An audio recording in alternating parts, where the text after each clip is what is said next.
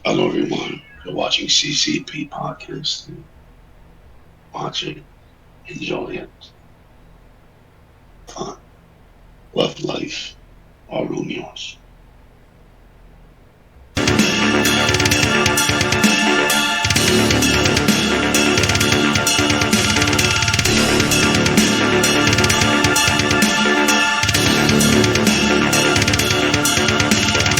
What is happening, friends of CCP Podcasting Productions? Welcome to, I guess we're calling these independent wrestling interviews here on our channel. I am Chris Page. That is John Cable. Brother, what is happening, my man? How are you doing this fine evening?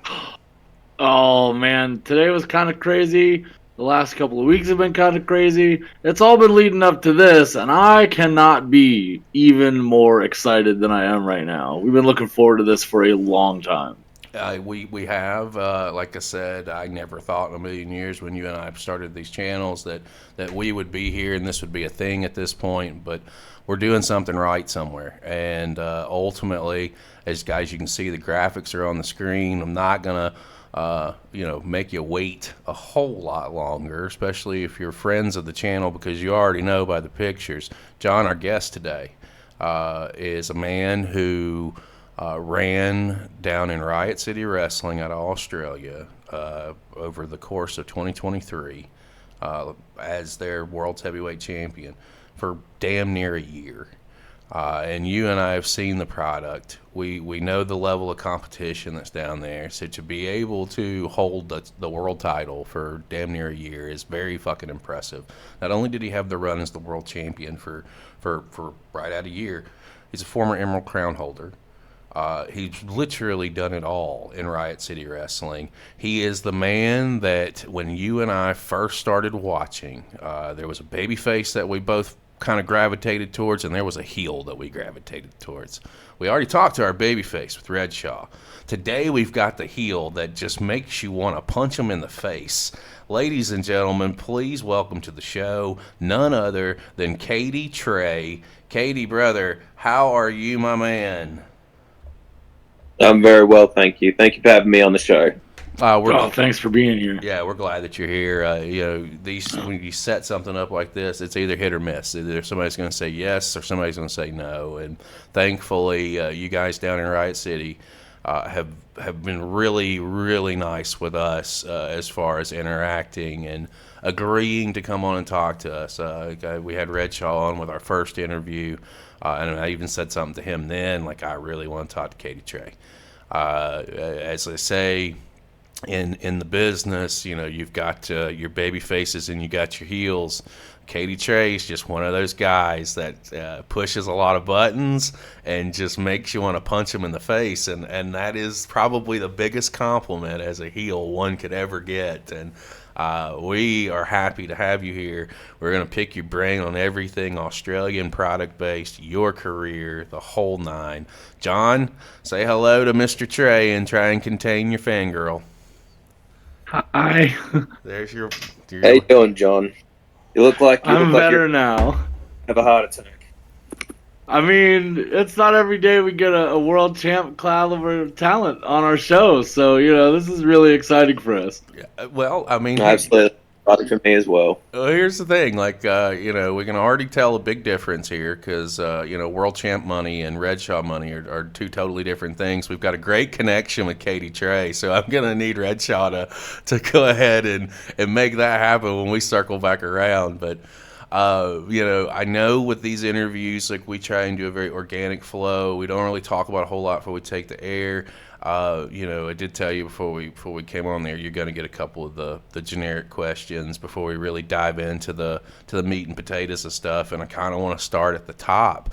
If you're watching this interview and you have not went and checked out his spotlight, you know the rules. Shame on you. Stop what you're doing. Go watch the spotlight show so that you can be completely up to date with us as what we're talking about and how we're going through his career. I think you started in 2016, am I right? Or was it 2015? I believe it was starting on the main shows was around early or sort of late early 2015. I started wrestling or training to be a wrestler in 2013. I had some kind of matches during 2014, right around a year after training. But yeah, my main start would have been early 2015. Well, the $1 million question: what got you? Obviously, how did you fall in love with professional wrestling, and what brought you into wanting to go through the training and all the steps that it takes to be a pro wrestler? Because the biggest misconception is that anybody can do this, and definitely not the case. It takes a toll. No, you have to have a love for wrestling and a passion for it to stick with it, especially as long as I have. And to anyone else who's been doing this as longer than me, they obviously have a love for the business. But I guess what kicked it all off would have been Rey Mysterio. Like those were the guys that I grew up watching. I was a big fan of SmackDown around 2006 and late 2005. That was when Rey Mysterio was feuding with like Kurt Angle and JBL and Randy Orton, and you also had guys like The Undertaker and Chris Benoit. Like those were the guys that I liked watching. So they were like the ones that really kicked it off. And it was actually a girl at my school that I was friends with who told me that her dad was a wrestler, because I did a report on wrestling, and she was like, one of my best friend's dad's a wrestler. So that got me into Riot City Wrestling, and it took maybe 2 years before I actually actually it was longer than that. It would have been about maybe 4 or 5 years before I actually tried out. I went there earlier when I was younger, but I knew I just didn't have the money to fund it. So I waited till I had my own car and a full-time job to be able to fund it on my own, because I knew that no one else would be funding it all for me. So yeah, I had to do it all myself. I can appreciate that, actually, because when you handle something on your own versus having someone pay for things for you, it makes you respect it. It makes you appreciate it that much more. A lot more. So you came through Riot City. So were you Basso get a hand in training you as well, or was there other trainers down in the mix? Matt Basso was probably my main trainer. He was the one that took me through, I would say, all my basics. Then when you get advanced or you proceed to the advanced training nights, that would have been Chris Basso. And there were other trainers in there that would help out, guys like Big Brody Marshall and the Rude Ones. The Rude Ones were a very big part of my career, in my opinion. Like, they were the whole reason I joined RCW. So it was great training under them, and I've had a lot of matches with Marvel, who's my all-time favorite. Like, he's the reason I got into RCW in general. So yeah, the Rude Ones and Matt Basso were probably the main trainers that really helped me evolve. John, what do you have for Cadie when it comes to the training aspect? Because this is kind of where your wheelhouse is at. Yeah, I know. I love to ask questions about the training stuff. So, Cadie, early on in training, everybody has a thing. Like, everybody has a thing that they take to very well. Like, some guys are high flyers. Some guys are really good at groundwork. Some guys take to the microphone. But there's always something that's like, it's just hard. What was the hardest thing for you to pick up in training? Was it like, not just move wise, but like, what was the biggest concept for you that was really hard to pick up when you first started training, like that you had to wrap your head around? Really good question. The things that like I reckon because you can't really say that. I can tell you what I was really good at when I first started, and that was taking hip tosses, and also selling with my face, like using my facials and my vocals. That's a fact. Yeah, I don't really know. I don't want to sound stuck up, but like there wasn't really, I guess it was more of the advanced nights. Like when we would do more advanced training. So when they were trying to teach us how to do flying head scissors, I've got lead in my ass. Like, I can't jump I jump just about enough for my opponent to get me, but I can't really get my fat ass off the ground. I couldn't do backflips. I can do a backflip now, but I'm definitely not going to do it in a match. And anything sort of like springboarding in over the ropes, like a sunset flip, like I was really afraid of landing on my head. If I guess in the beginning would have been the vertical jumps would have been probably the hardest thing for me, just because I am a very heavy or bottom heavy guy. But everything else, like through training, like I just adapt to really well.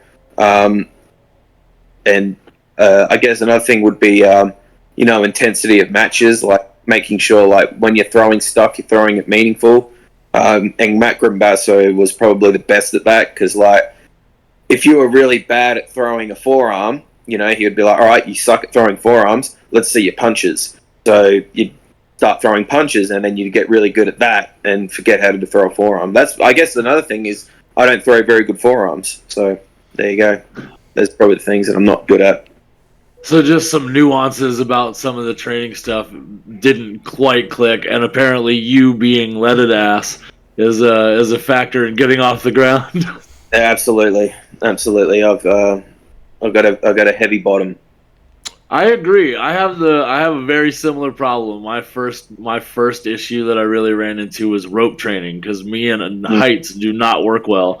I think, like you said, it was the fear of falling on my head. Even though I do it constantly, it was always in the back of my mind, and that's really hard to get over, especially early on in the training. So I agree with you on that 100%. The getting over that tick in your head that says, this is really gonna hurt, and doing it anyway is really rough. Yeah, no, absolutely. I'm terrible with heights, and one of their big RCW's biggest ribs on me was whenever there would be a spot in a ladder match, put Cadie in the ladder match, because I'm terrified of heights. I hate ladders as well; they hurt. Yeah, I bet every inch of a ladder is a bad idea. Oh, absolutely. Yeah. I remember, speaking of ropes, like the only time I go to the top ropes is somebody slamming me off of it. That's it. I'm not jumping. I'm not doing that. It's not for me. In your younger years, as you're breaking in, when you're coming up with your first incarnation of Cadie Tre, because one thing over the course of your career, you have a knack of adapting and shifting your character with the times, which is something that I think is a lost art for longevity, especially on the independent scene, and as well as in the major markets and the major promotions. I'm real curious to know, when you were kind of going through your training and you were trying to figure out who Cadie Tre is, what's that look like in your head when you come up with your first incarnation of your character? What's that look like? That's there's actually a really good story for where I when I adapted my first character. So I was already on shows, and when we would finish a main show off, and we would set the ring back up. Usually, the night that we'd set the ring back up, we'd do a big character promo training night, just because it'd always be like a half training, because you set the gym back up and everything. And we used to have pretty big groups back at the old gym in Wingfield. It was like a little small shed, but it would take a long time to set up, because you got to clean it and make it all nice.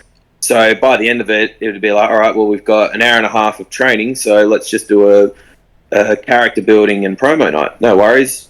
We would have a big group of people, and Grim, who was the trainer back then for character building stuff, he would sit at on the ring, and would just be sitting on like the protective mats on the floor where we would do our rolls. And he just sort of went around the room and was like, all right, well, we need characters. I'm going to go around and ask everybody about their character. So, there was a tag team back then called Smash, the Super Mega Action Superheroes. There's their character. Rhea Ripley, she was a part of the class back then, and she basically said what you see on TV now. So there's that. There was some big muscle guys. They were like, "Oh, I'm a big strong man," and it got to me, and at that point, I didn't have anything. So Groom said, "Go out and look at yourself in the mirror. Look at yourself in the mirror. Tell me what you see." All right. So I went home, looked in the mirror, and I'm like, "Okay, I've got tattoos. Heaps of wrestlers have tattoos. I've got a beard. Heaps of wrestlers have beards." And just having a very short memory and getting distracted easily, I started just sort of looking around at myself, and I looked at my teeth, and I'm like, "Oh God, I've got ugly teeth." And it was like that instance where I was like, "Hang on a minute, what if I started biting people?" And there's no one in the independent scene or anywhere in time that had a gimmick of biting at all. The only person that I could even think of is like George Steele. No, George Steele with the no, absolutely. I think that's the only one I can really think of. He's actually someone that I put in like a collage when I was like going through ideas of like, all right, how do I? Because that's what I do. I base my appearances and character work off of different celebrities, different wrestlers, different pop culture things, times in history, times in current affairs, where I will like collage it and go, all right, I can make this like a part of my character. All of this, put it into one. So I was like, I'm going to start biting people. And I was a big fan of like Hannibal Lecter and, Charles Manson, not in that sense, but the pop culture aspect of it. So I put that all together and I was like, I reckon I could do this. Like I could sort of be a crazy biting kind of guy. So, but I'm a babyface at the time, and I'm like, there's no way they're going to go for it. So I was watching an old match with Chris Basso, and the next show I was wrestling Chris Basso. That was at Dark Days, I think it was 2017 or 16. And I looked at an old match of Chris Basso just to study his work, and I saw him as a babyface bite someone out of a hold. And I went, I know for a fact that if I pitch that I'm going to bite him out of a hold, he would say, "You can't do that, you're a babyface." And I'll just go, "Well, I beg to differ," and show him that video. Because I saw you do it. Yeah, you did it, so I can do it. And that's exactly what happened. We were putting the match together, and I said, he was like, "Oh, well, what do you want to do for a bit of hope?" And I'm like, "Well, I was kind of thinking I'd bite you up out of a hold." And he went, "You can't do that." And I went, "But you can." And he's like, "All right, you can do it." So we did it, and we got a really good reaction, like a whoa, what the hell? We haven't seen that. And then doing it from there on out, it was like I bite everyone in the match, but it will come out of nowhere. So we did some really good ones where I was in a tag match and a guy was about to hit a move running off the ropes, and I was laying on the floor, and when he hit the ropes and his arm went up to grab the rope and he was coming off, I grabbed his hand, and he's like, I was biting his hand, and he broke it and turned around into the finish, and I was like, wow, that was good. So that's basically how the first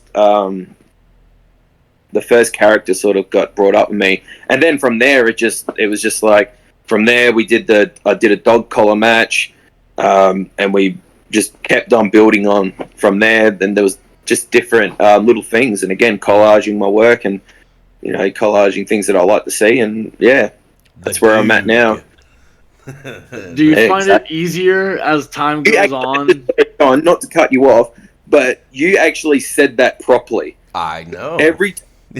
Every single time someone saw that word written, they would pronounce it wrong, and it would drive me nuts. You've said it well, so well done. I aim to please. He pronounced the word right? I know. Yes. I'm in shock.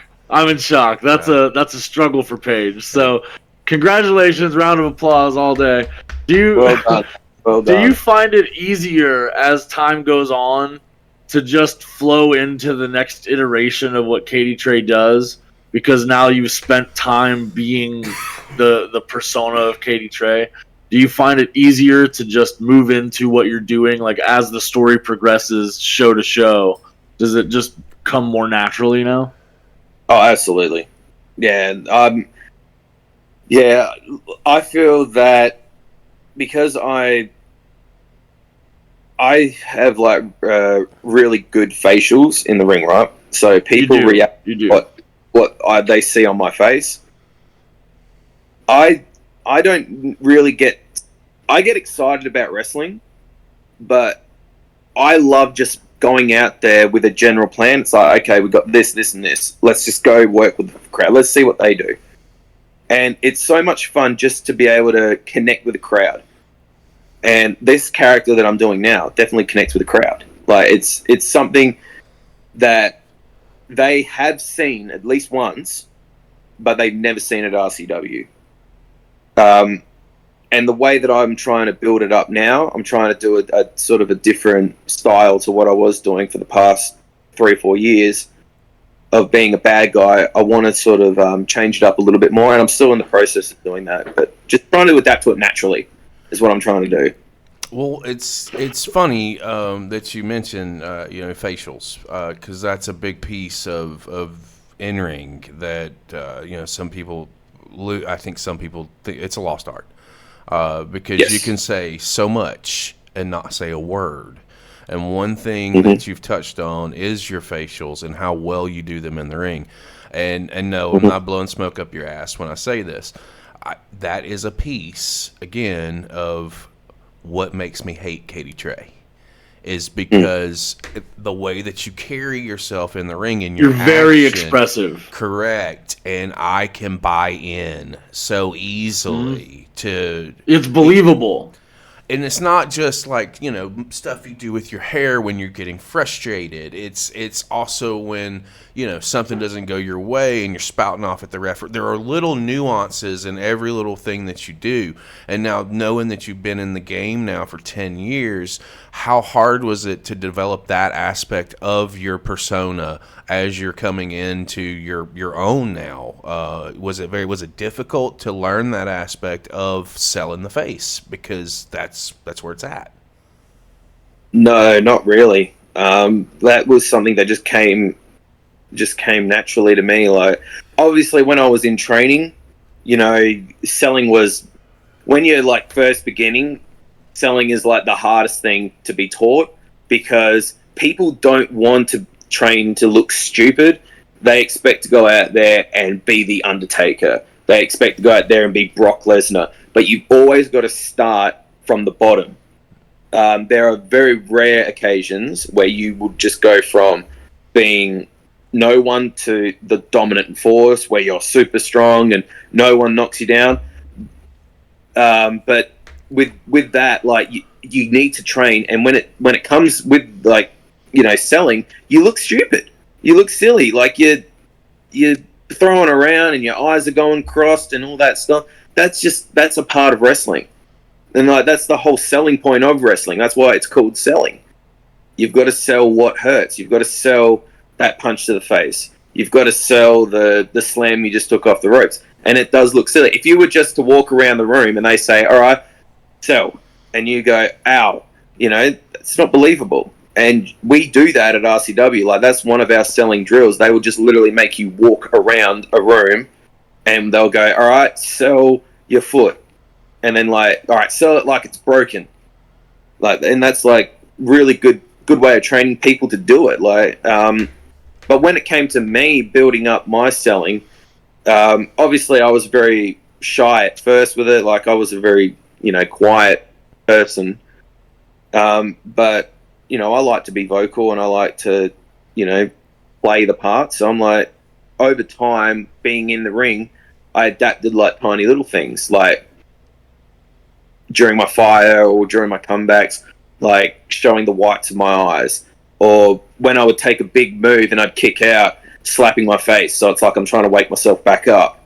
Those are like the little things that I used to throw in there. And now that I'm moving on in my career, it's like, all right, well, now I can just do whatever I want, especially being a bad guy, like I can just have a lot of fun selling. Like I can do like the over the top sells to make my opponent look good, like getting clotheslined out of the ring and like somersaulting like Shawn Michaels does, or you know, getting the 10 punch in the corner and doing the flare flop.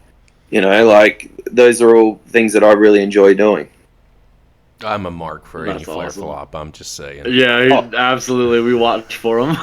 Yeah. That's the, like, back in the day, like, I used to see that move and think, God, that's stupid. Like, why is he doing that? Now looking at it, I'm like, that is the coolest thing ever. And we had a whole bunch of people try to do it, and they would just not do it right. They would put their hands down. You've just got to eat crap. Like, it hurts. It's probably the most, especially when you do it on the floor, it hurts because you just drive your face down into the mat. You've got to commit on it. Yeah.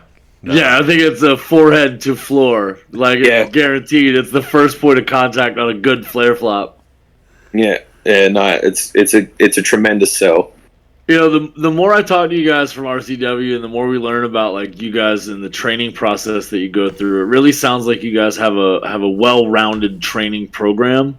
What's one of the things that you found out, like, through training where you were like, what does this have to do with wrestling? But then once you got it, it was like, oh, this is definitely it. Like Mr. Miyagi doing the paint the fence. You know, what was the thing in training that you were like, why are we doing this part?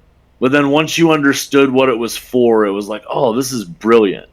Like, what was the training exercise or the workshop or something that you really did that was off the wall? I'm trying to remember. I know there was I like the idea that you said that they have you walk around the room and sell. That's like an ad lib actors club. Yeah, that was I reckon it was a lot of that sort of stuff. It was a lot of the it wasn't necessarily the wrestling training or even like the cardio and strength building, which at RCW we are very strict on that. Like, our cardio and strength. You guys have insane stamina, so go figure. Oh God, but I mean, like, I know that it might not show on me, but, like, you know, we do a hard cardio drill on Friday night when I run trainings. We drill them hard because it's like, you know, you need the stamina. And that's one thing, being a coach, I want to bring up real quickly. I do not train them in anything that I don't know how to do. So if they're doing the cardio, I'm doing the cardio.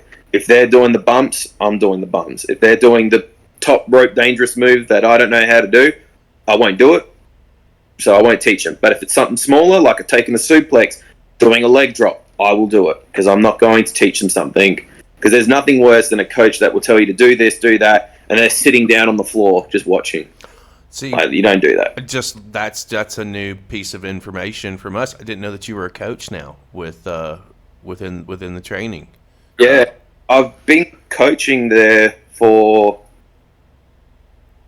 maybe since late 2018, maybe. Oh, so some time now. So it's well, I think it was around then. It's hard because I sort of got thrown into it because the rude ones ended up becoming occupied with life. You know, they had kids and other commitments, and they didn't really have anyone to run the Friday night training.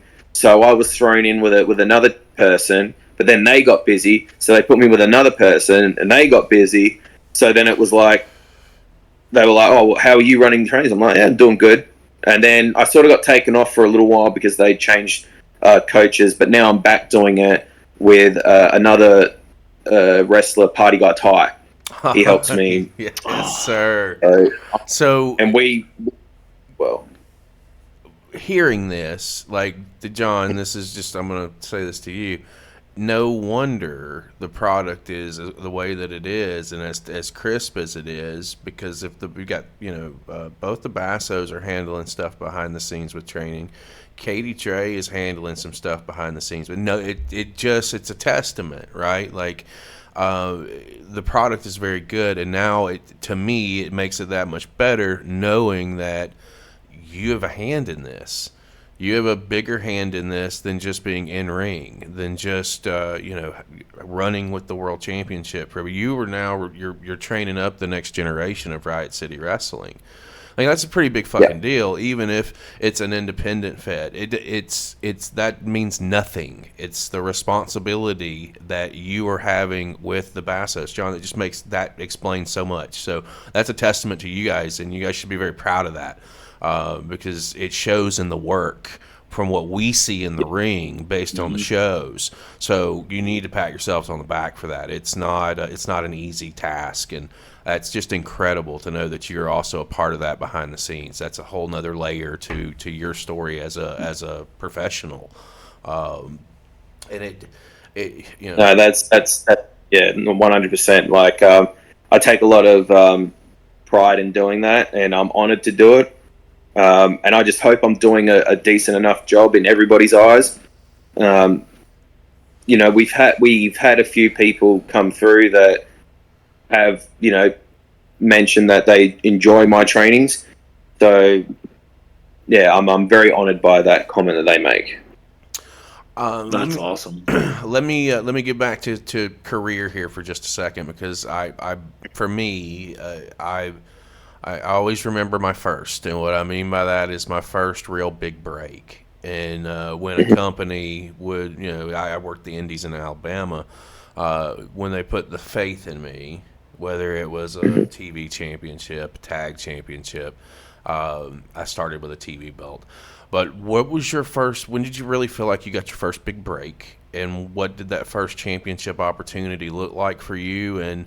And when did you know, I mean, what did you feel like when they come to you and they say, all right, we're moving the belt on you, whether it's, you know, the Emerald Crown or what have you? I want to save the world title for a deeper dive conversation here in just a little bit. But when you get that first championship or that first opportunity, what's that look like to you?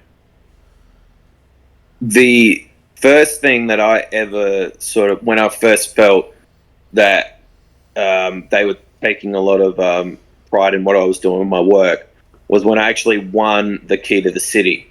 Okay. And I was going on to, which is the ladder match, and I was going on to face Rocky Monero. And to me, like, Rocky, I don't know if you know much about Rocky Monero, but he's he's legend over there. Yeah, he is very. There is not many people he would want to work with. If he wants to work with you, he will be like, I want to work with this guy. If they go, oh, we want to put you against this guy, and he will be like, I don't want to work him. Like, so for him to say, all right, because he was the champion, he had a list of names, and I think I was actually at the top of that list. And they were like, all right, so we'll have him fight you for the title.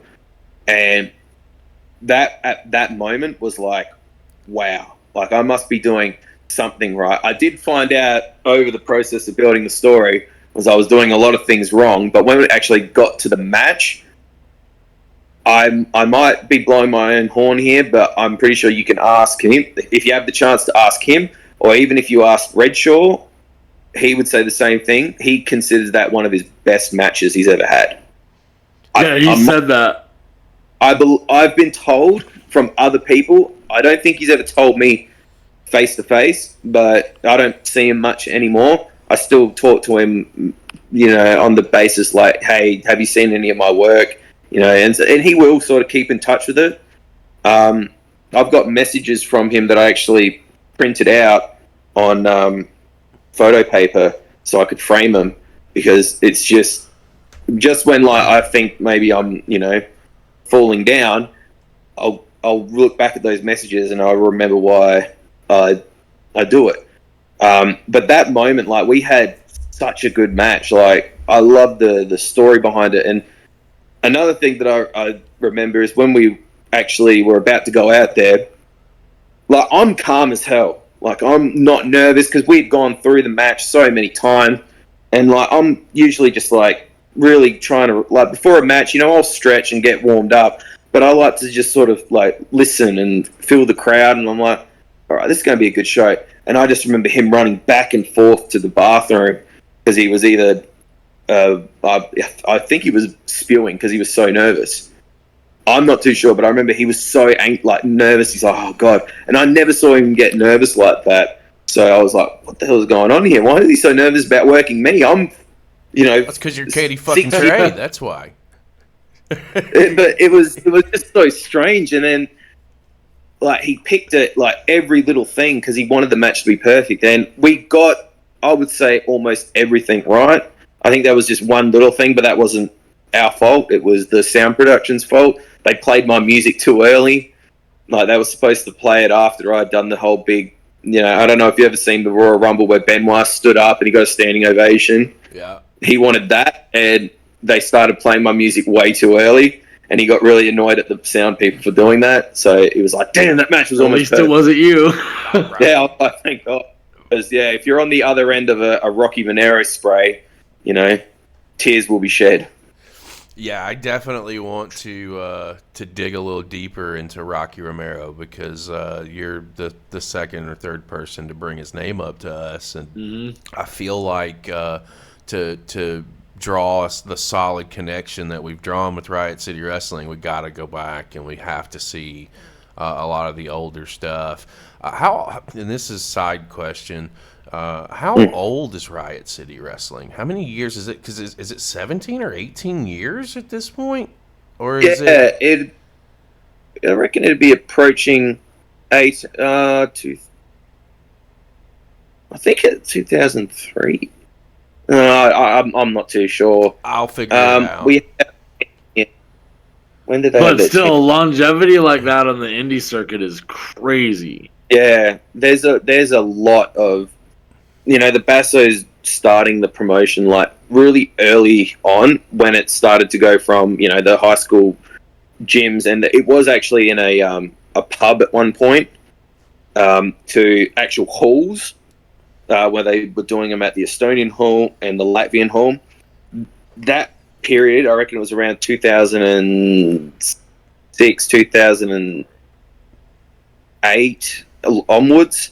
That was like the vicious era of RCW. Like, that was where like matches were just so brutal, because a lot of the other training stuff that was started in Adelaide or South Australia was just a lot WWE themed, but they were going off of what they were seeing on the independent scene and the Japanese style of training, I believe. Oof. So they were going off of like matches like El Generico versus Park, or Kevin the Steen Generico, or Kota Ibushi versus this person, and just watch CZW, like when they would like just go to war with each other in like not necessarily the deathmatch stuff, but like the wrestling matches that they would have on there, and a lot of Shikara. So if you ever watch, they were heavy. Yeah. All those matches that you, stiff. That very era stiff. That you were talking about is all very stiff. Yeah. And Grim back then, like that was probably the scariest embodiment of Grim. He used to have in my opinion, the best finishing move. That he would do the curb stomp, but he would do it like the Super Dragon one, where he'd figure all the legs over and just drive their head into the ground. It was brutal. He put someone in. He tied someone up with their hands behind their back and he had a sash around his ring gear, put it in his mouth, and drove his head. Oh, it was amazing. They even used to flash a red light, like the production used to have a red light, and when he would hit it, they would hit the bottom, and you'd never see that on any other show. So it was just so edgy and cool. Man. So, or what you're saying is Riot City had its own attitude era. Oh, absolutely. Absolutely. 100. That's a really good way to put it. And back then, it would have, like, the Stone Cold and the Rock would have been both Bassos going at it. And the New Age Outlaws would have been the Rude Ones. And Ken Shamrock would have been Luke Santa Maria, and the rest. Oh. What do you think has been the key to the success of Riot City, moving from that kind of brutality into what the show is now? Passion. They're very passionate about their product, and they see a lot of the Bassos have lives now outside of wrestling. This is when they were younger, when they started, but now they've all got families. So for them to like go to a wrestling show, a local show, or to watch wrestling, it's a little bit difficult now.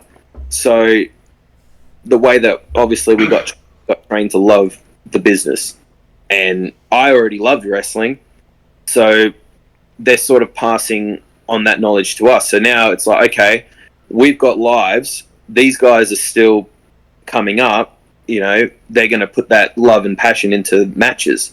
They'll give you a general direction of where they want a match to go, but the rest is, you know, free for all. Go for it. You know, if you want to have a microphone, just say, hey, can I have a microphone tonight? Yep, no worries. Can I use this? Yeah, it seems like you guys have a really free-form creative ability with your characters and what you do. I know when we were talking with Redshaw, that was one of the things he was talking about too, is that there's a lot of openness to build the character in a direction that you want to, and that's awesome. Coming up in indies, it was always, you know, some companies had a really strict, like, this is what we're going to do, and some companies had a really free-form, like, no, what do you feel like? And it seems like you guys have that very open, like, well, what do you feel? How can we make it work? And I think that's one of the things that comes through. Like you said, the passion for the industry in Riot City really does come through in the product. And I think you're right. I think that may be one of the things that really drug us into the show. I know we've been watching for a couple months now, and from the first show, it was like, what is this? This is great. We want to be involved with this. And it was the character work and the production value and the love for the sport was really evident. What do you find maybe one of the biggest opportunities that the industry has to really advance to the next level? Like, I know when we've talked to some other people, and I know that we both feel that the spot fests are really not what wrestling's about. But what do you think is an opportunity for the industry to grow into the next era of what? Because I think we're on the cusp of that. With mainstream wrestling not being the only thing out there anymore, and the number of indie feds coming up, what opportunities does the industry as a whole really present and have to work with that we haven't explored yet? Maybe. I think like a lot of it would be social media. I think I think through social media, like, we were able to, you know, book shows at the Adelaide Fringe, or book shows at Big Shed Brewery, which is a craft beer here in Australia, and they've got a big, you know, shed where they have you know, tastings and they hold functions. And we had a show there that was really like a big draw. And, you know, having those opportunities, like, and it's all been because of a social media platform. I think that's one, like, if you ever watch the WWE, like, they have multiple different social media things going on. You know, they have Ride Along, they have Cartoon One. And I think that it is possible for wrestling to sort of, you know, branch out more because of social medias. But as for, like, you know, the indie spot shows and that, like, again, I'm like you guys, I don't really watch that stuff. I like stories. I like structured stuff that, you know, you can get emotion from it. And I'm not really going to get emotional watching the Lucha Bros versus the Young Bucks, because that's not something that I deem as, you know, storytelling. That's just guys going at it there and putting thumbtacks on their shoes and kicking each other in the head. That's not for me. But Cody Rhodes versus Brock Lesnar, like, that was a good story because there was multiple matches that build up to it. Or, you know, anything that Randy Orton was doing in 04 with in 05 with the Legend Killer stuff, and going up against all these big names like Dusty Rhodes and Hulk Hogan, and even like just the little smaller matches that he was doing. Everything, he would have like psychology behind his matches. Or even like the most vicious era of bald-headed Randy Orton, where he was just an absolute nightmare. Like, the image of him was so horrifying, and he was the most ruthless heel there was. Like, that was stuff that I like watching. Or even guys like John Cena, like, you know, Edge and John Cena, what a storyline that was. That was probably one of the best storylines of 06. Easily. And I love that you're invested in the story part of the industry. And speaking of story parts, for you personally, in your career, what do you think was the story that might not be the biggest thing that you've done, but that you enjoyed building more than anything else? Ooh. It's a lot harder to build stories on the independent scenes because you don't have that many shows. I would probably say the Rocky Monero story, or the story I had with Tony Toro. We built that up to a dog collar match. Yeah, those would probably be the two. I mean, obviously the Monero build was huge because of the impact of him on the industry. With Toro, what was the thing when you were getting into the beginning of it? Where were you at when you realized that this was going to be a good story? Like, what part really clicked for you and was like, nope, this is absolutely going to be fire. Let's run. Well, because we were tag partners and we had started wrestling together. We started training together, and we had a tag team. We split up, then we got back together. He was still a babyface, and then he turned, not on me, but he turned on the match, and he kept running away. So I finally got a hold of him, and we went from there. And I got tired of him, cowering away. So we put the chain between us and went to war in a dog collar match. And it wasn't I won't lie, it wasn't the best dog collar match, but with the direction that we were given, we had to make magic with it. So we did our best. But that then sparked off the whole thing of me being the Dewg character, or crossbreed Cadie Tre. Like, there's a whole nother storyline there of how I got that name and how I went with all the fur and all that with my wrestling gear. So speaking of your wrestling gear, John, you said so essentially you had to make chicken salad out of chicken shit with the dog collar match. Is that what you're trying to say? Absolutely, that's exactly what I was trying to say. It's okay. I'll curse for you if you don't want to. It's all right. Go ahead, John.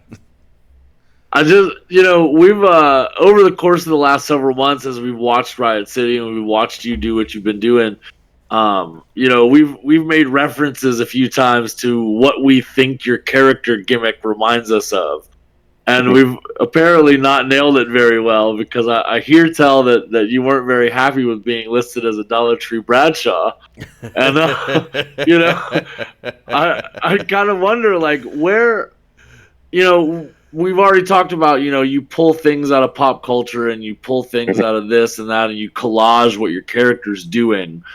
In your head, when you think about Cadie Tre and what the fans are getting from you, what's the feeling you want to get off with the fans when you come out of the curtain, when you're involved in the match, when you win or lose? Like, what's the thing you want to get from them and give to them, I guess, to make them remember, oh, I saw Cadie Tre?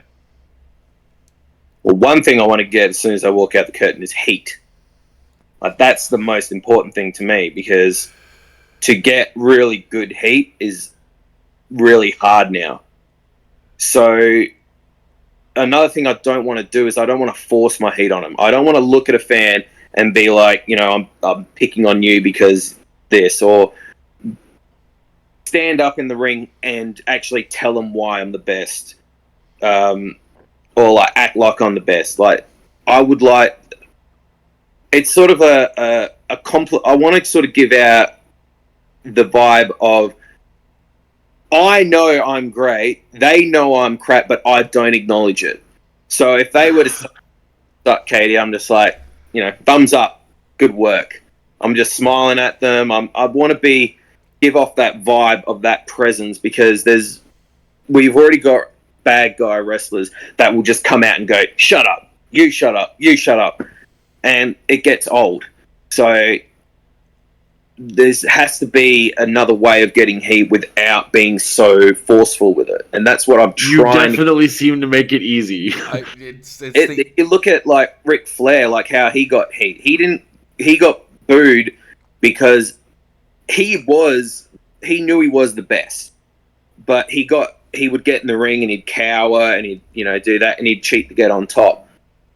But he never acknowledged the fans in that sense of they're booing me because I'm being a bad guy. They're going, you suck, you suck. And he wouldn't get in their face and go, yeah, you suck more. He would just go, that's right, check me out.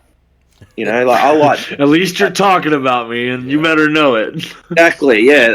And I'm still crafting this character as I go along. There's a lot of changes coming down the line. Do you think that ever stops? No. I've got ideas for. I've got like, if the WWE ever call me up, I've got books upon books of characters and merchandise ideas and all that stuff. That's what I think about 24/7, and it's very repetitive because when you've got a one-track mind and you're trying to live a life, it's hard. But I love wrestling that much. Well, I got something that's very obvious. Unrelated, and I don't know. I guess my ADD's kicking in. There's two big deals going on here in the next month or so down in Australia. You got StarCast coming down that way, and the WWE is going to be down that way with the Elimination Chamber. And just my question off cuff is, how hard is it to get attached to something like that? Because they're doing, like I know in the StarCast avenue, they're doing wrestling shows while they're down there, and I'm not saying that it's an end by any means, but is that something that you would have looked into or have maybe thought about looking into when they announced that would be an event down there to see if you could get on a card somewhere? Oh, mate. When I saw that Bret Hart was coming, I was like, Bret Hart's coming there. It's really hard with being independent in Australia because I don't know about the States as much, but I know that there's a lot of wrestling promotions in the States. Mm-hmm. Like, whether they be really good or really bad, there's a lot, and they're always going on. Yeah, if you kick a rock over, there's like 4 of them hiding under there. Yeah, but here, it is so difficult because South Australia has 4. Some of our shows clash. We try not to, but some of them do clash. We try to be civil with each one. None of us, I don't think there's any promotion here that really has heat besides maybe one, but I won't bring that up. But even places like Victoria or Western Australia, there's not many promotions that will be like, oh, we've heard of this talent here in South Australia, we want to bring him over. A lot of it you have to pay your own way. And, RFK, I'm going to be in this part of Australia where you are for this amount of time. Are there any shows? Is it possible to get a booking? Because a lot of these cards have training schools. So they would be mainly focusing on their guys. We want to get our guys on shows. So it is really hard. And also, with the way that our what's the word I'm looking for? The way that we have a cost of living crisis at the moment around Australia, where it's really hard. That's global, brother. Yeah, it probably is. But where a lot of people are struggling to find jobs, and a lot of people are struggling to buy houses or even find a place to live. We have people living in parklands in tents that are nurses that can't afford to, and it's scary. So where I'm currently at in life, I work full time, I have a partner, I have a place to live, and I have family that if any of that goes south, that they can also be a part of it. So it's really hard to sort of branch away from that and go to Victoria if they would have me to have a match. I would love to, but it needs to be a guarantee. Hey, would you like to work this show?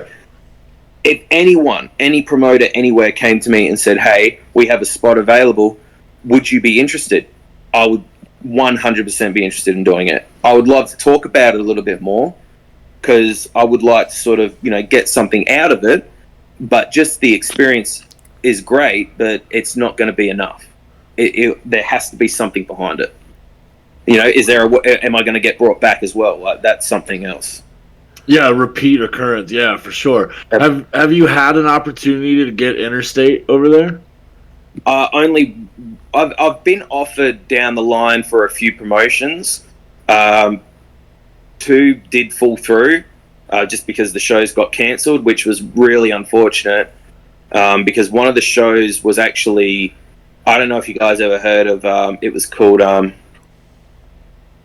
Underworld? I can't remember. It was called like Underworld. It was in Victoria, and it was this promotion that got recognized on one of the YouTube channels over in America that's really popular. I can't. What's his name? He works for Ring of Honor sometimes. That's glasses. I can't remember his name. But like a lot of the show reviews for like WCW, and then he rates them. He wears tracksuits and like his own brand. And he was a wrestler once before, but I just can't remember his name or his channel. Taz? No. But there was it was called Underworld Wrestling, I think it was. Underworld. Oh God, I can't remember it. But anyway, I sent them a resume, which was no one was doing back then. It was just like, I'll message the promoter, and I sent them a resume. And I sent it out to a lot of promotions, and apparently it got back to the guys at RCW, and they were really angry at me for doing that. They were like, that's so unprofessional. I'm like, how's sending a resume unprofessional? Anyway, but that was the one promotion that was like, that you put the effort in to do that. We respect that. We'd love to have you out. So they booked me on a show, but it fell through, and that actual promotion went down, which is really, because it was really cool. It was a really cool promotion. But I did work for PCW when RCW went over to Victoria when they did a fringe, best of the Adelaide Fringe over there, and we were a part of that show. So they paid for us to have this really nice hotel, which I ended up sharing a room with Redshaw, and he says that I flooded the bathroom, which I didn't. The shower head and sprayed the bathroom. It wasn't flooded, it was just wet. But we had this really nice hotel room. Record straight. Go ahead. Yeah, no, because he goes around and tells everyone I flooded the bathroom, which I didn't. And it had a gym, and we went to different parts of Victoria to wrestle. We worked PCW the night before, worked in the big top tent, and we also worked the night before we went home. Death match down under. I don't know if you ever heard it. I didn't have a death match. I just worked Vixen, one of the wrestlers over there, and that was an experience on its own. But those are the only interstate promotions that I've worked, unfortunately. I think when we spoke with Redshaw, he said that he had an opportunity to do a little bit of interstate, but it seemed like the only way to really make that happen was to have connections. And I think here in the States, it's kind of that way too. If you don't know somebody, it's really hard to get your foot in the door. Yeah, I think that's everywhere though. Like, I think that's, unless like, like you're really in high demand, you need to make like connections, but it's too difficult. Like, because you don't want to suck up to people. You don't want to make it obvious. Like, you want to make things sort of come naturally. And I don't really want to be, at my age now, I don't want to be Facebook messaging or emailing promoters being like, hey, I'm looking for this. I would like to just be able to have a conversation with them, like I'm having with you guys now, and talk about wrestling, and let's talk about where the shows could go, like what they could do over time, what they were doing in the past. Like, let's see if we can bring some magic back. That's what I'd like to do. But that is exactly why we do what we do here, because we love the business just like you do. That's it. Our situation, we are self-funded. We don't make a penny. We put everything back into the channel, and at the end of the day, it's so cool to hear you talk about what you want to see in long term for yourself. Because in our situation, it's kind of similar. Like, at the end of the day, we know that we believe in independent wrestling, and we believe in it that much to know that if we pivot our platform, that eventually it's not gonna happen overnight. It's going to happen though. And like you're saying, like you talk about how hard it is to make connections and shit like that. Part of what I'm doing is I'm making connections with these different indie feds as well, the promoters as well, the people who are running the shows. So at the end of the day, years from now, my goal, somebody, hey, you know a good fucking heel that I can get for a show? And I'm like, well, yeah, like where are you at? What part of the country are you in? Oh, you're down in Australia. You're running a show. I know several people. Let me put you in touch with Cadie Tre. And you know what I mean? Like, eventually I see, like, shit like that happening. And that's where, like, wrestling has a way of bringing people together. And everything happens for a reason. Everybody's paths we intersect there's a purpose. It's more than just, a conversation. There's obviously reasons for it. And I'm sorry, I don't mean to go off on a sidetrack on that. I do want to circle it back. You got him going about how much he loves the business. That's always a danger space. It is. It's good. I love it. Love the passion. It really is. It's because and again, like I say, it's a joke on my channel right now. Cadie Tre's gonna make me bring out my boots and go buy some more tights and get myself in shape and come down to Australia. But I want to circle around to a big moment for you, and when I say big moment for you. Sorry, I had to fix my audio real quick. I say big moment for you, but for us, it was where we came into Riot City Wrestling. When we stumbled across it, we told Redshaw, it was one of those things, John, I put him to task. I said, go find us independents, find us anything across the globe. I don't care. I don't want to know what it looks like. I don't want to care. I don't want to know what it looks like. I don't want to know anything about it. We want to start doing this live show on Monday nights called Inside the Indies. When I watch an independent show, and sure enough, like one of the first couple of weeks, he finds a Riot City show, and the only thing he told me was there's a big ladder match. It was the Collider match. It's like there's a the Chaos Collider. Exactly. Yeah, that was our first experience with Riot, and it was insane. Those matches, I can just tell you. Everyone that's ever done one of those matches, it's always just been an absolute clusterfuck. It's just they look like go out and just find a ladder, and that's it. The spots. Oh my god!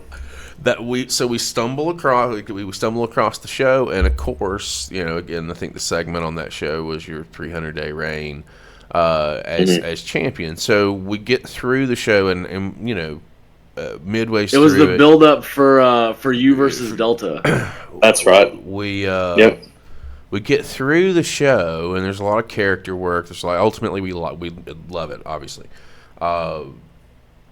You come onto our screen, and I said to myself, who the fuck is this guy, and why is he wearing a cowboy hat?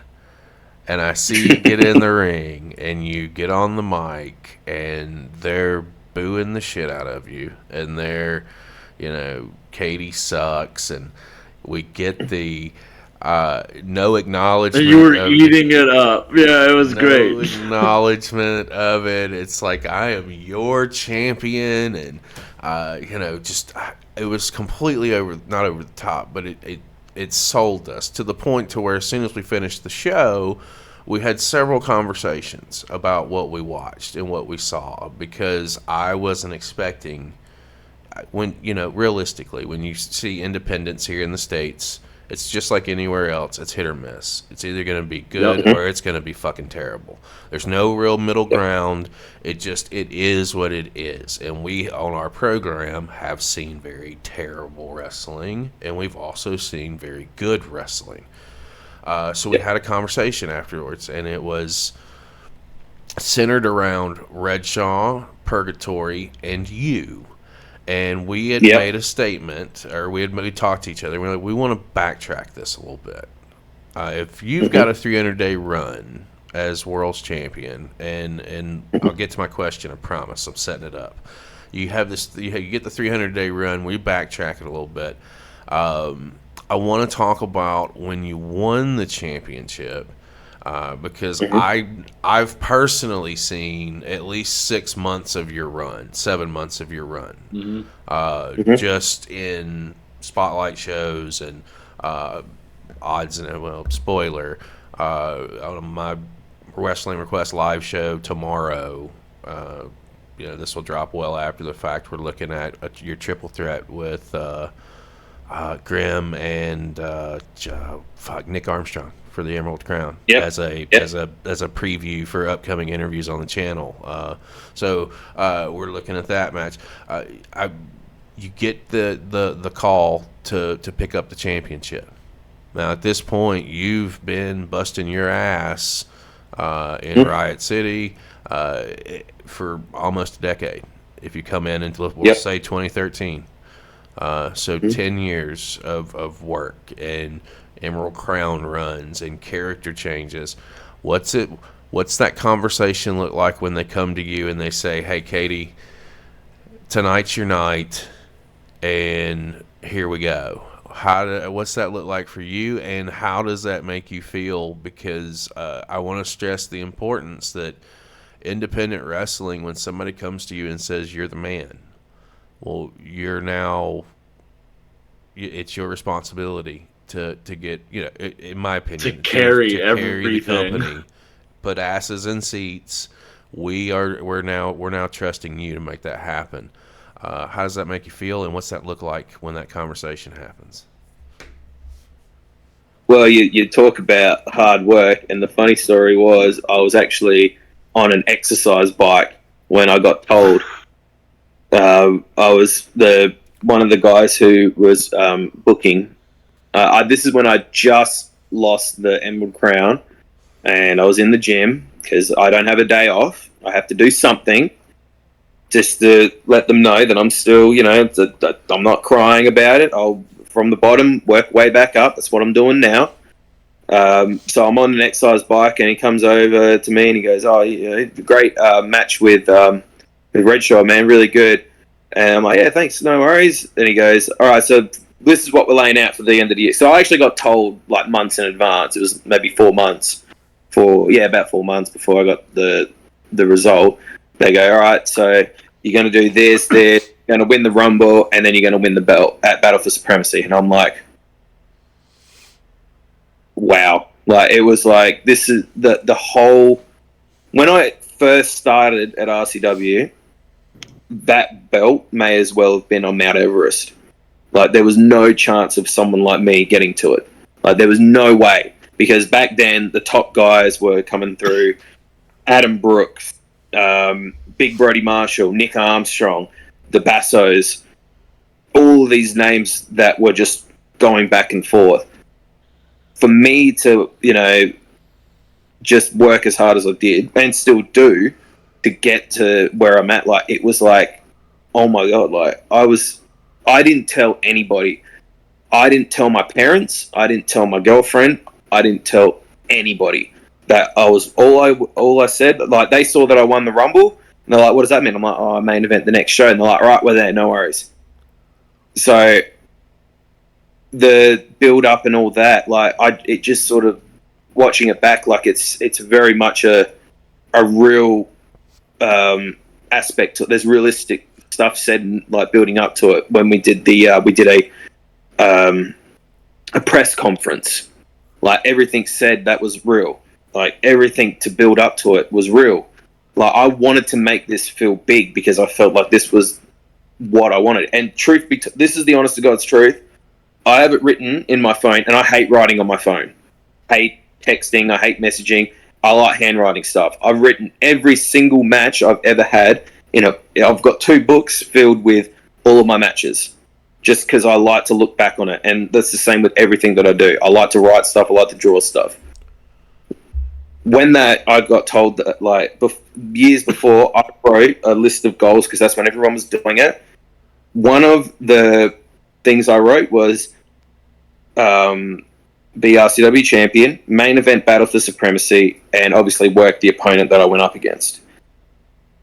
And I can't remember when it was, maybe 2 years before that match happened, they said, "What do you want out of RCW now?" And I said, "I want a main event Battle for Supremacy against this person for the RCW title, and I win."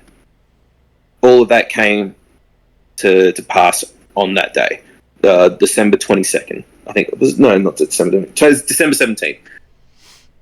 that moment was the best moment of my career. Like, I can't announce a better moment. Like, it was everything that I wanted.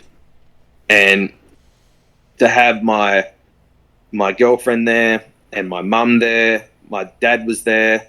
Like, they don't come to wrestling shows. They only showed up because they saw that I won the Riot City Rumble. And that moment, like, I know to everyone, Fringe Mania seems like the biggest show of the year. To me, it's always Battle for Supremacy, because that's the end of the year show. That's where all the stories should come to, like, that's where everything should come full circle. You know, like, everything should, like, end, like, there at that show. And for that to happen, it was like I've got photos hanging up in my garage of me crying holding the title, and I was crying because, like, it was just like a moment that I never thought I'd have, and for it to come at Battle for Supremacy in the main event against the opponent I wanted to work, like, it didn't matter if I had lost, I would have still got all three. Besides that, but I always said to my opponent, Matt Hayter, at the end, I said, "This is what I want. This is where I want it. You're the opponent, but I win as well." And he would always be like, "No, no way." So it's still such a special moment to me, and I've got the photos up in, like, I had, like, special ring gear made for it. Like, I trained really hard. Like, I put in more work than I probably ever have before. Maybe not with the Rocky Monero match. I had to put in a lot of work for that one. But yeah, it was such a special moment in my career, and I'll always have it with me. Like, it's great. And if you want to relive that moment anytime, you need to look at the Spotlight video. I told you earlier, guys, if you haven't already. Now, stop. Go and look at it. That moment is relivable here on our channel as well as Riot City at any point in time. It is a solid moment. Now, you mentioned my ADD is going to kick in again. You mentioned ring gear. John, I cut you off earlier about ring gear, so we're going to circle back around to that in just a second. I want to finish up with the world title win. And the run that comes with it, because now, all right, you're tapped. You're going to be the guy. We're going to go with you. Did you expect to go, damn near a fucking year with the championship? Was that in the cards? Did you know that it was going to be a lengthy situation, or were we just flying by the seat of our pants with it? No, I didn't know how long it was going for. I wasn't told anything about who I was going up against. I wasn't told where it was going to end. It was just, they were like, all right, well, we obviously need a babyface, to take it off you. And Delta at that point and present is that person. Like, there's no one that gets a better reaction than her. And I've stated before, like, I wasn't all aboard the idea at first, because I would have liked to prolong the story, because at that point, if you could go back and watch, it was like Delta wins, and I'm like, there's got to be a loss in there. If you want to get the story to that peak performance, there has to be a loss. So I had this really crazy idea that I was hoping, because I wanted to finish it at the end of the year, Battle for Supremacy, an entire year run, big show, we had at the Goodwood Recreation Centre, massive venue. And I bought out of my pocket cold spark machines, what all the independents are using now, the little cold spark, they look like pyro. So I bought 2 machines, and I was like, guys, can we please, because they said that they're not going to come until late November, and the show that I went against Delta was sort of I think early November, but they weren't going to come till right near the end of November. And I'm like, guys, please can we do it? So I'm like, I'll run this idea past you. I'm going to, before the bell will ring, we'll go like, all right, let's wrestle. I drop to my knees and I low blow her, and I just leave the ring with the belt. And it's sort of like, like it's a woman, so a low blow is not going to hurt her as much as it's going to hurt a guy. So she'd just be saying like, "What the hell?" But it's like, hey, it's a low blow. It's illegal. So it's like now we've opened up that avenue. And then I was going to try and get them to be like, all right, one more match. If Delta loses, she can't go for the belt ever. But if you get disqualified, Cadie, you lose the title. So now we've got 2 antagonists on each side. When you absolutely through your whole run had this you had this shtick of just doing shit to get DQ'd and take the low road and just cheat to win at every turn, and it was absolutely infuriating to watch it just play out and for you to get away with it. Absolutely, and I thought that we could have done it at that end of year show, and have that basically a similar match to what we had, but them being so much on the line. So if we had that protagonist and we had the referee didn't see me belt shot Delta and she was down for the count, but then she picked me up and F5'd me and that was the end, that would have been oh no. The ref didn't see him cheat, so he can't lose the belt. And it's well, I guess Delta's not going to have a title match. Oh my God, she sat up. That's what I was aiming for, but it didn't come to pass. I didn't get the cold spark machines in time, and I found out that on Battle for Supremacy, and I was actually a little bit heartbroken when I saw this, but they had actually hired cold spark machines for that show, and I was like, wow. I had the robe, I had my special... You had everything ready to go. And all I didn't have was my cold sparks, and then I wasn't booked on the Battle for Supremacy show because I just lost the title, and I thought...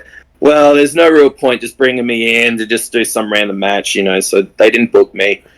And to have that happen, to see, I was setting up the ring and I just see out the corner of my eye, these big bright sparks shoot up in the air. And I'm like, and everyone looked at me and they're like, oh, you got your pyro. And I'm like, it's not mine. I didn't do that. My heart was split in two, but I ended up getting my pyro. I got it at the last show and I'm happy. And believe it or not, the machines they use were actually mine. So nice. Well, I let them borrow them because but when they want to use them again, talk money. Let's go. Hey, everything's got a price. You got to get that monetization, man. Yeah, for sure. Got a price. Well, what do you see for Cadie Tre coming up in the next year? Because you've just had almost a year run with the world title. You've had the Key to the City. You've had the Emerald City Championship. What is there for Cadie Tre to move on to? What things do you think you want to get involved with, and what do you see yourself doing in the next year? I want to travel. It's hard, but I want to organize something. I would like to have a certain promotion interstate that I signal on and say, this is the one that I want to work with. So this is the one that I want to be able to make the trips to.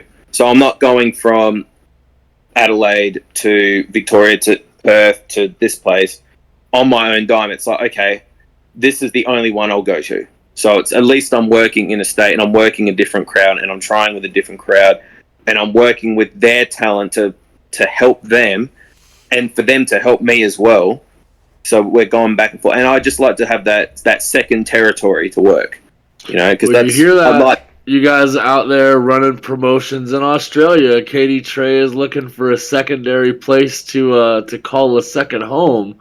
So, Absolutely. Light those lines up, hit them up on Twitter and drop the DMs, let them know that you got a spot for them, because absolutely a fabulous talent to have on your roster for sure. Please do. Email me, boys. Email me. Yeah, because he hates messaging, apparently. That's the thing. No texting. Yeah, absolutely. Send me a... I enjoyed, we just recently watched back the January show. I forget the name of the show. The one that just happened. And, Reanimated. Yeah, Reanimated 19, yeah. You and Banjo Powers. This was... yes. So Battle for Supremacy, when we watched that one back, I didn't see you on the show. I was like, okay, hold on a second. If I just had a run, same situation, why would I be here? Right? Like, why would I give you my presence as a character? Why would I'm not, it's just not what I'm going to do. But when I saw the match with Banjo booked, I said to myself, I'm not so sure I want to be in Mr. Powers' shoes. Although I did endorse him and said, go ahead and punch this guy in the face for me. Do it for the USA. But you showed an edge in this match that I caught. Yeah, you and Banjo. Cadie Tre had a very vicious side to him. That we haven't seen. And then again, as we're recording this interview on it's the 3rd of February for us, 4th for you guys in Australia, the announcement comes out for the February 10th show. I'm very interested to see the next layer of the character development here for Cadie Tre off of what I saw at Reanimated. I think you even went after the ring announcer at some point. Was it the ring announcer? Yeah, you went. I went. Oh, yep. Shit. Don't call this guy former. No. And that was it. That was the spot. That was it. He called me I said, don't call me former champion, and he called me a former champion. You don't do that. You're reaching off. I said, "Ooh, what's gonna happen next?" And I see the opponent, and in my head, I'm I kind of, if I was booking, I see what I would do. But I'm interested to see what the next layer is going to be, and I kind of feel bad for this guy because he's walking into a fired up fucking hornet's nest that is named Cadie Tre, and I don't think it's going to end too well for him. All of this is on the road to Fringe Mania, which you referenced earlier. And Battle of Supremacy is your be-all, end-all. People say Fringe Mania is the be-all, end-all. Both are really big shows. I'm really curious to see where the cards land for Cadie Tre for the Fringe, and what does this... We're on the road, right? We have one more stop before we get there. What does the Fringe mean to you as a character coming off of, because you headlined last year's, you had the belt, right? I headlined one of them, I think. Yeah. So you're I think we had 2 last year, and I think I main evented one of them. I don't think I main evented both. I wrestled Banjo at the first one. Oh. So I beat him. Yeah. So you circled around. Then I wrestled him. Beat him again. It just seems to be the trend.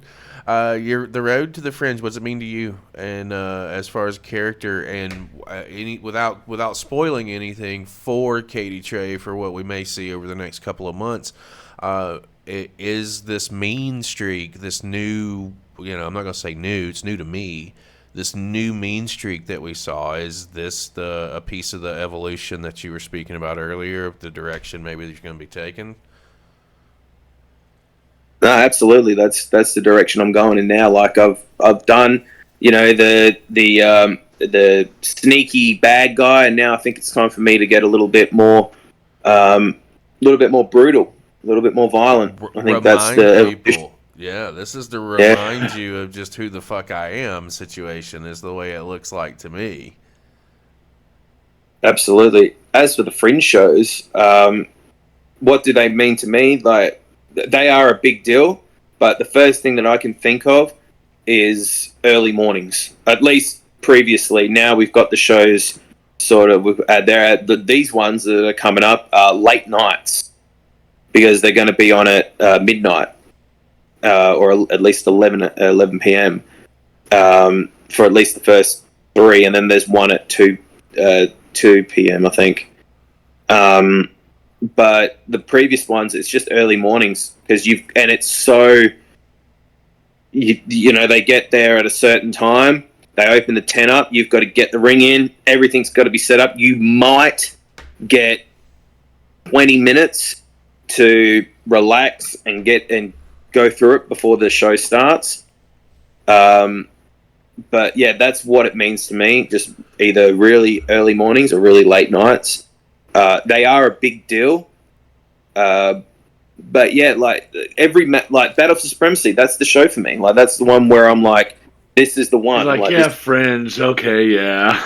Oh well, it's just because it doesn't feel like a big show. I know it's in a big tent, but it doesn't feel that big to me because we don't really have a lot of time with them.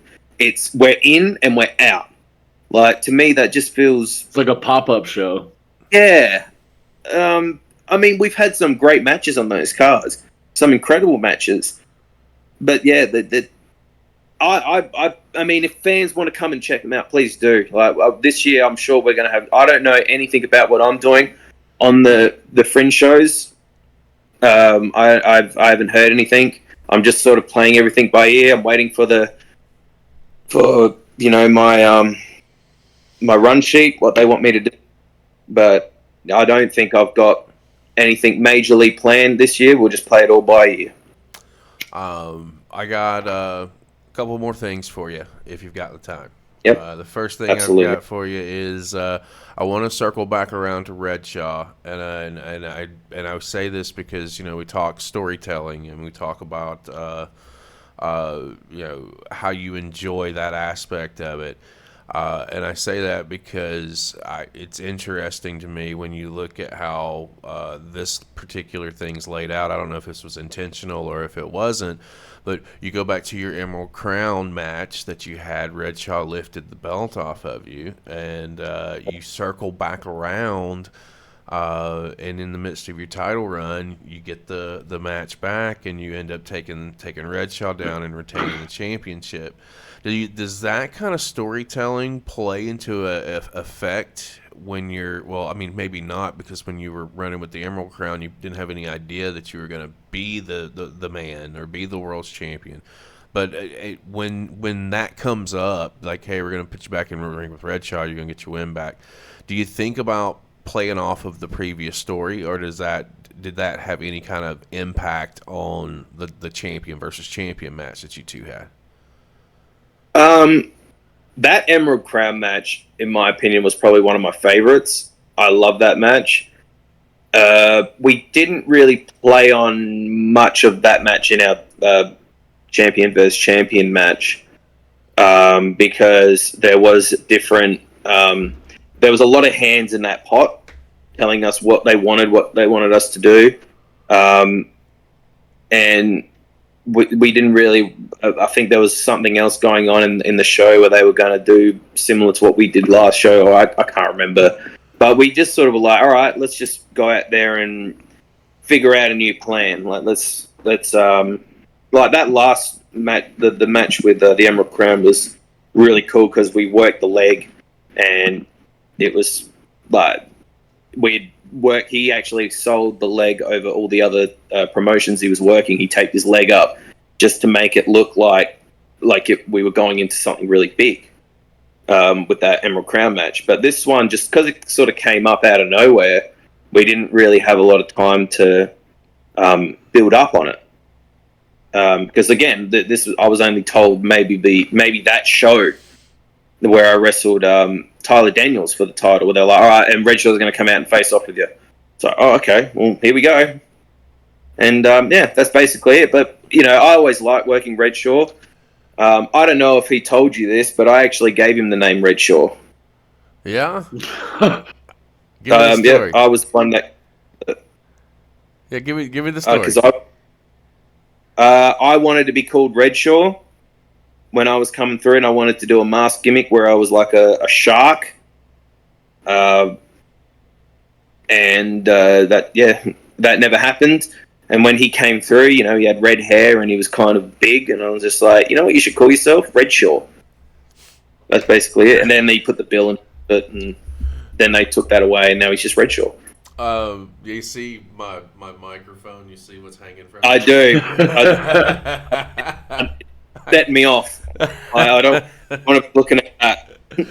But no, I do. I've always liked working with Redshaw. He's a very talented. He's on his own path at the moment as well, which I love. Like he's just out there. He's just doing whatever he can, and I respect that. And he's a hard worker as well. Yeah. Do you find that there's a? Yeah, dude, we had a great time with him. Do you find that there's a connection with you guys after the show and behind the curtain? Like, do you guys stay in touch a lot? Do you work out together a lot outside of training, or is it more you guys all just kind of doing your own thing? No, that we there's a lot of partnership. Like a lot of us are friends. A lot of us hang out. We all spend time together and we keep in touch all the time. We're a very close company. A lot of us are on par with each other. Train together. We all train together. As for workout together, I don't. I like to just sort of do my own little workouts. Like I like to sort of be, by myself during my workouts. But we all train together, like in the ring. Like that's probably why our matches are so on point, is because we know who we're working with. We're not just going up against someone else like that we've never met before. We're going up with guys that we're familiar with and what we've done in training with. But yeah, we're a pretty close unit in RCW, and we stay in touch. Is there some part of your workout regimen that isn't necessarily ring work or anything? Do you do a specific cardio thing? Do you swim? Do you bike? What's something that you find beneficial that isn't just ring work? Oh yeah, absolutely. I wrestling train twice a week. Actually, 3 times a week, twice on one day, because we do split trainings on Wednesday. So I do the beginning class because I like to refresh on fundamentals. How to take this bump, how to throw a punch. Then we have our advanced training where you learn the more technical moves, the more advanced moves. And then obviously Friday training, which is the one I run. So I always join in with them. As for workout plan, I train 5 days a week. I used to train 6, but I haven't done that in a while. One of the big things that I train is I do exercise bike just because I enjoy that. It's a good little warm-up before I do my workouts or after my workouts. But I would like to... one thing that I'm very strict on is getting cardio in, and that would be just like a circuit of training. So like just, 4 or 6 stations of X amount of work back and forth until, my gas gets up. And yeah, just trying to get into ring shape. A lot of in-ring training is good though, to stay on top of things. John, ring gear. Before I forget again, because the ring gear you have a couple of questions about. Well, really, just one specific. Yes. For Cadie Tre, besides the hat, yes, what's the one piece that you wear out there that is like your signature thing, and why do you have it? Probably my cowboy boots. I think if that sets, because everyone has wrist tape and everyone wears trunks and knee pads, mine would be my cowboy boots, just because no one else has them. And the reason I brought in the cowboy boots was, again, no one was wearing them, and this is when I was doing the Dewg gimmick, where I was wearing the leather vest dusters and the bandana, and I wore a motorbike helmet sometimes, and I had another cowboy hat that was made out of straw, because I was trying to do that whole grubby, filthy, hairy chest biker guy. I can't ride a motorcycle. I would love to learn, but I can't. So I'm like, the idea is, I've got to look the part of just this absolute grub. And there's a match that I had with Party Guy Ty at a punk rock show where I wrestled, I think it was 9 minutes with my ass out, and I had a purple G-string on. And it all helped play into the character. But if we're talking about the one thing that singles me out, it would be my cowboy boots. And I've got 4 pairs of different ones. I want more, but the ones that I've got now, I've got the Iron Sheik themed ones, or the Abdul the Butcher themed one with the points on them. I've got the white and black. I've got the ones with flames. I've got the white ones. I like your flame ones. You've had good matches with those on. I wear them much. Oh no, it's the black and white ones I don't wear much anymore. The originals, but I'll be wearing them this weekend or next weekend when I'm stomping in that new guy. Go ahead and actually no. Let me stick to my character on my channel. Don't do that, you son of a bitch. I had another question for you, and it just slipped my mind. It was I don't remember now. I'll edit that out. John, you got anything else?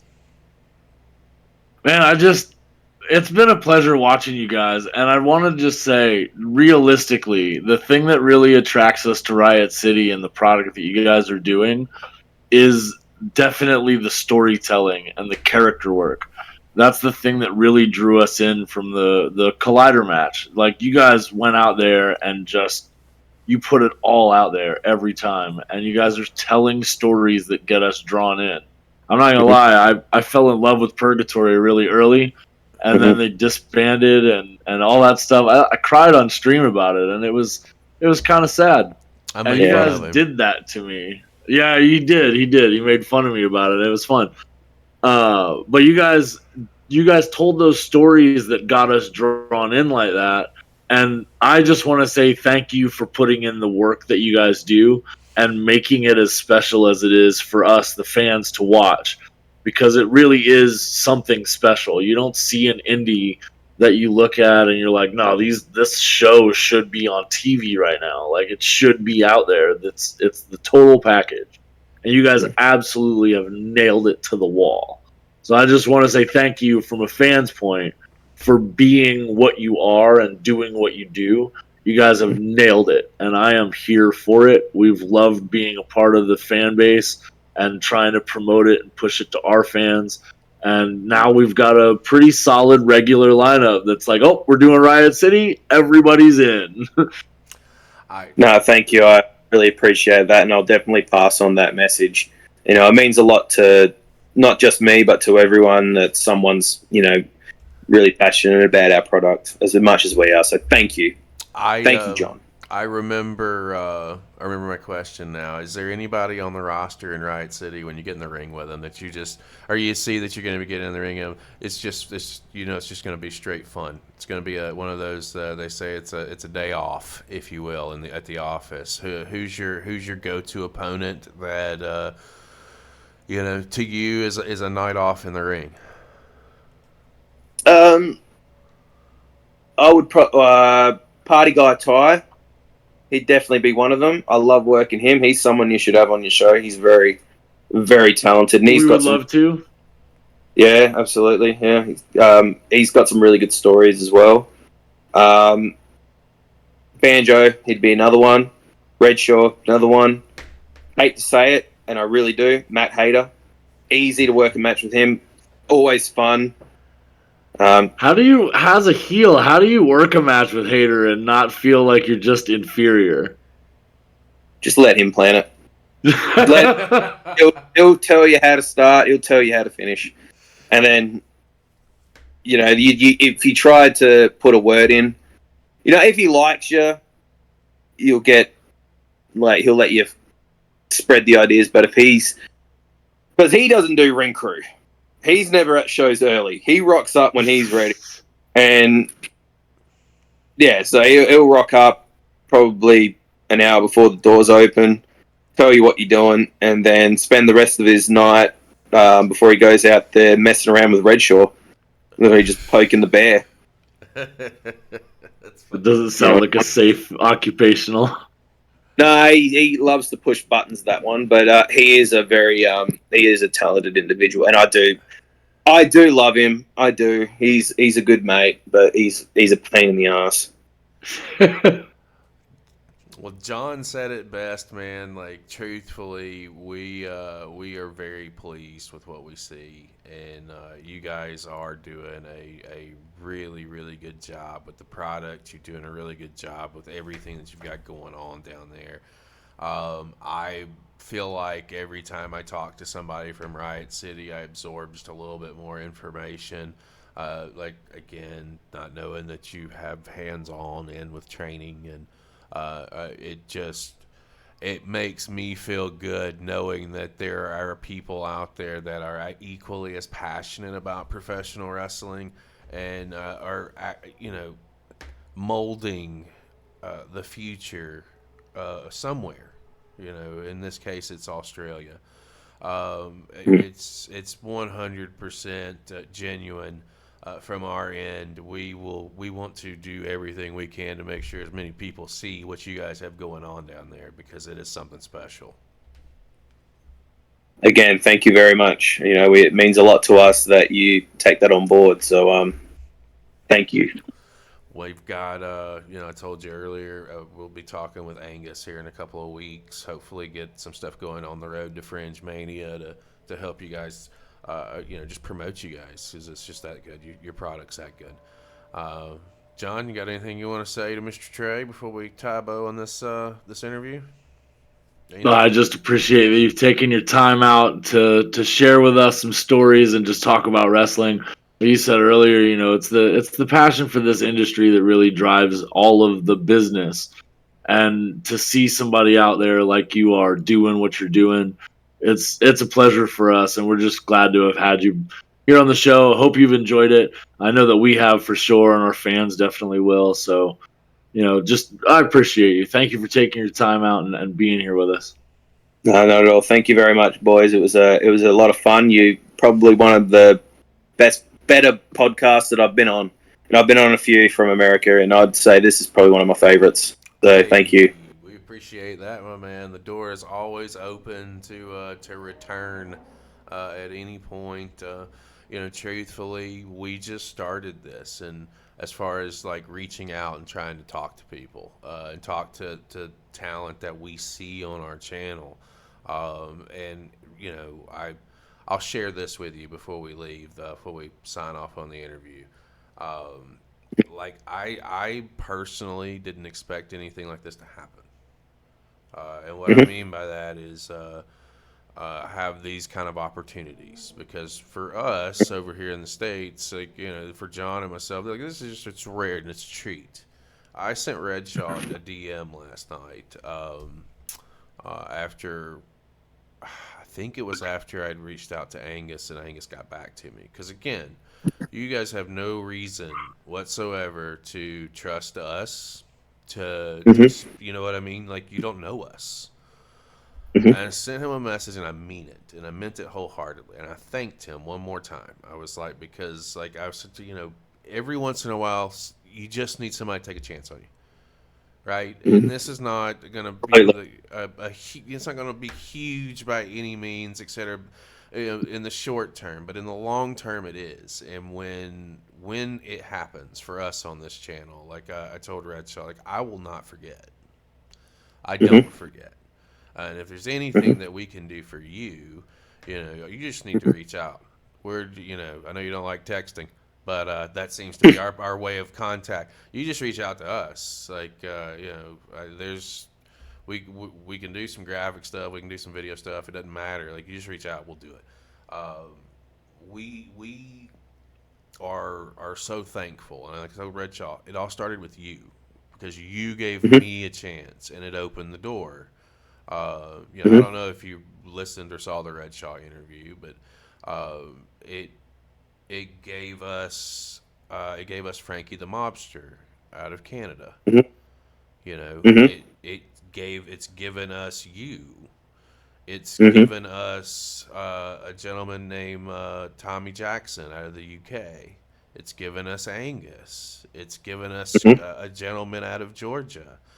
Another gentleman out of Georgia that confirmed. It's giving us some stuff, right? And I wanted Redshaw to know. Like, I was like, man, I appreciate it, because you gave us the chance. And And I appreciate you because you too, you put the same faith in us. You give us the chance. And like we appreciate it. And we appreciate the work you do. Our fans on the channel appreciate the work you do. And I hope that we can circle back around here down the line and sit down and catch up with what you've done over the course of 2024. Like, let's circle around in 6 months or so and catch up. We'll know what's going on with your career, but by watching the shows and following along with you. But it'd be good to circle back around and just catch up.